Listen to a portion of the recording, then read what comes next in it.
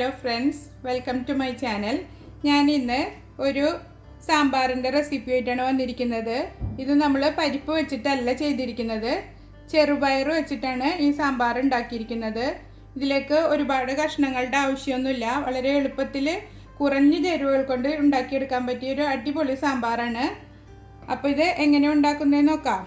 അതിനു മുമ്പ് എൻ്റെ ചാനൽ ആദ്യമായിട്ടാണ് നിങ്ങൾ കാണുന്നതെന്നുണ്ടെങ്കിൽ സബ്സ്ക്രൈബ് ചെയ്യാനും ലൈക്ക് ചെയ്യാനും ഷെയർ ചെയ്യാനും മറക്കരുത്. തൊട്ടടുത്ത് കാണുന്ന ബെൽ ബട്ടണിൽ ഓൾ ഓപ്ഷൻ ക്ലിക്ക് ചെയ്ത് വെച്ചാൽ ഞാനിടുന്ന എല്ലാ വീഡിയോസിൻ്റെയും നോട്ടിഫിക്കേഷൻ നിങ്ങൾക്ക് ലഭിക്കും. ഈ റെസിപ്പി നിങ്ങൾക്ക് ഇഷ്ടപ്പെടുകയാണെങ്കിൽ നിങ്ങളുടെ ഫ്രണ്ട്സിനും റിലേറ്റീവ്സിനും ഷെയർ ചെയ്ത് കൊടുക്കുക. അപ്പോൾ ഇനി നമുക്കിതെങ്ങനെ തയ്യാറാക്കുന്നതെന്ന് കണ്ടിട്ട് വരാം. ഞാനൊരു കുക്കർ അടുപ്പത്ത് വെച്ചിട്ടുണ്ട്. അതിലേക്ക് 1 കപ്പ് ചെറുപയർ നന്നായി കഴുകി വൃത്തിയാക്കി എടുത്തിട്ടുണ്ട്. അത് ഇതിലേക്ക് ഇട്ട് കൊടുക്കുക. എന്നിട്ട് ഒരു 2 കപ്പ് വെള്ളം ഒഴിച്ചു കൊടുക്കുക. 4 വെളുത്തുള്ളി എടുത്തിട്ട് കട്ട് ചെയ്തിട്ടാണ് ഞാൻ ഇട്ട് കൊടുക്കുന്നത്. വലിയതായത് കാരണം കട്ട് ചെയ്തിട്ടുള്ളത്, ചെറുതാണെങ്കിൽ അങ്ങനെ ഇട്ട് കൊടുത്താൽ മതി. ഒരു അല്പം കായം ഇട്ട് കൊടുക്കുക. ടേസ്റ്റിനനുസരിച്ചിട്ട് ചേർത്ത് കൊടുത്താൽ മതി. 1/2 ടീസ്പൂണ് മഞ്ഞൾപ്പൊടി. നന്നായി ഇളക്കി കൊടുത്തിട്ട് മൂടി വെച്ചിട്ട് ഒരു 3-4 വിസിൽ വരുന്നവരെ വേവിച്ചെടുക്കാം. ഇപ്പോൾ ചെറുപയർ നന്നായി വെന്തിട്ടുണ്ടാവും. ഇപ്പോൾ വിസിലൊക്കെ പോയിട്ടുണ്ട്, കണ്ടില്ലേ? ഇനി നമുക്കിത് കുക്കർ ഓപ്പൺ ചെയ്ത് നോക്കാം. പയറെല്ലാം നന്നായി വെന്തിട്ടുണ്ട്. ഇനി നമ്മൾ കയ്യിൽ വെച്ചിട്ട് ഒന്ന് നന്നായി ഉടച്ചു കൊടുക്കുക. ഇത് മാറ്റി വെച്ചിട്ട് വേറൊരു പാൻ അടുപ്പത്ത് വയ്ക്കുക. പാൻ അടുപ്പത്ത് വെച്ചിട്ട് നന്നായി ചൂടാക്കിയിട്ടുണ്ട്. അതിലേക്ക് 1 ടേബിൾ സ്പൂണ് ഓയിൽ ഒഴിച്ചു കൊടുക്കുക. 1/2 ടീസ്പൂണ് കടുക് ഇട്ട് കൊടുക്കുക. കടുക് പൊട്ടി വന്നിട്ടുണ്ട്. അതിലേക്കൊരു 1/2 ടീസ്പൂണ് ഉഴുന്ന് പരിപ്പിട്ട് കൊടുക്കുക. ഉഴുന്ന് പരിപ്പ് ഒന്ന് മൂത്ത് വരുമ്പോൾ ഒരു 1/2 ടീസ്പൂണ് നല്ല ജീരകം ഇട്ട് കൊടുക്കുക.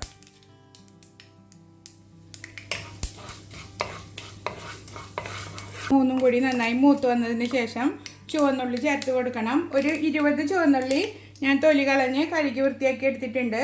ഇതിൽ നമ്മൾ വളരെ കുറഞ്ഞ ചേരുവകൾ മാത്രമേ ചേർത്ത് കൊടുക്കുന്നുള്ളൂ. ഇതാ ഞാനിവിടെ തൊലി കളഞ്ഞ് വൃത്തിയാക്കി എടുത്തിട്ടുണ്ട്.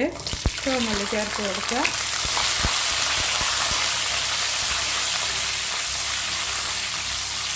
ചുവന്നുള്ളി കട്ട് ചെയ്യണമെന്നൊന്നുമില്ല, അങ്ങനെ തന്നെ ഇട്ട് കൊടുത്താൽ മതി. അപ്പോൾ നല്ല വലുതാണെങ്കിൽ നടുമുറിച്ചിട്ട് ഇട്ട് കൊടുത്തോളൂ.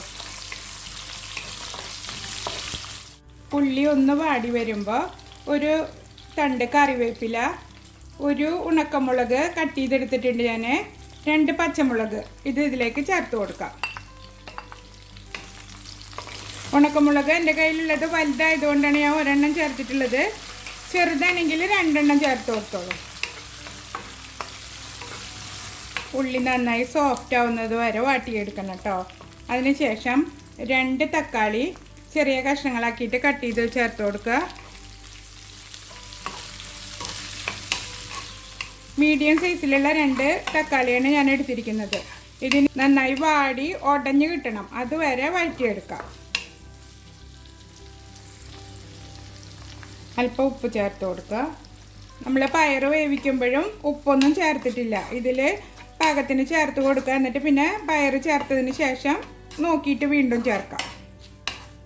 തക്കാളി നല്ല സോഫ്റ്റ് ആവുന്ന വരെ വഴറ്റിയെടുക്കാം.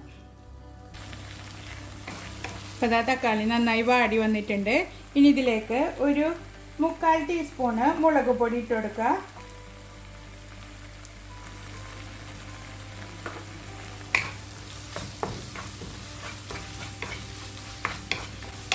എരിവ് നിങ്ങളുടെ ഇഷ്ടത്തിനനുസരിച്ചിട്ട് കൂട്ടിയും കുറച്ചും ചേർത്ത് കൊടുക്കണം കേട്ടോ. 1 ടീസ്പൂണ് മല്ലിപ്പൊടി,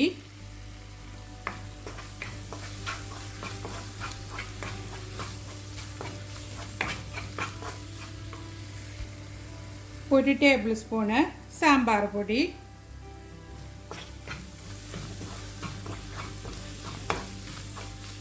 സാമ്പാർ പൊടി 1 ടേബിൾ സ്പൂണ് നിറച്ചെടുത്തിട്ടില്ല കേട്ടോ. മസാലകളെല്ലാം മൂപ്പിച്ചെടുക്കുക. ഇതിലേക്ക് കുറച്ച് വെള്ളം ഒഴിച്ചു കൊടുക്കുക. ഒരു കപ്പോളം വെള്ളം ഒഴിച്ചു കൊടുക്കുക.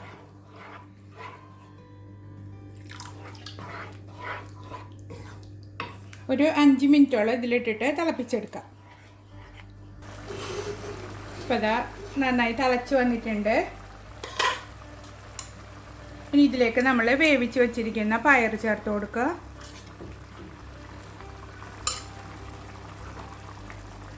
ലോ ഫ്ലെയിമിലിട്ടിട്ട് വേണം ചെയ്തെടുക്കാൻ. എന്നിട്ട് ഇതിലിട്ടിട്ട് നന്നായി ഇളക്കിയെടുക്കുക.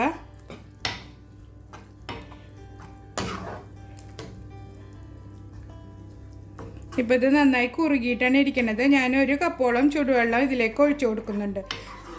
കറിയുടെ തിക്നെസ് എത്രയാണ് വേണ്ടതെങ്കിൽ അതിനനുസരിച്ചിട്ട് ചൂടുവെള്ളം ഒഴിച്ചു കൊടുക്കുക.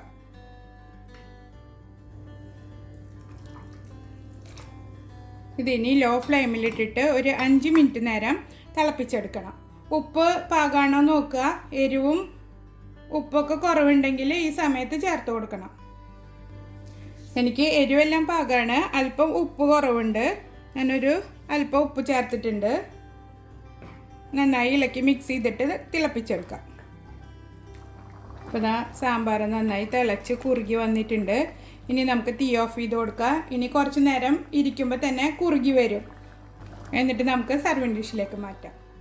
ഇപ്പോൾ ഞാൻ കുറച്ച് നേരം ആയിട്ടുണ്ടായിരുന്നു. ഇത് തീയൊക്കെ നിർത്തി മൂടി വെച്ചിട്ട് ഇപ്പോൾ ഇതാ ഒന്നും കൂടെ കുറുകിയിട്ടുണ്ട്. ഇനി നമുക്കിത് സർവിങ് ഡിഷിലേക്ക് മാറ്റാം. ഇതിൻ്റെ കൂടെ ഒരു ഫിഷ് ഫ്രൈയോ അല്ലെങ്കിൽ ഒരു പപ്പടോ അച്ചാറോ ഉണ്ടെങ്കിൽ അടിപൊളിയായിട്ട് ഊണ് കഴിക്കാം.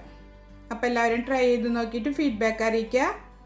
അടുത്തൊരു റെസിപ്പിയുമായി വീണ്ടും കാണാം.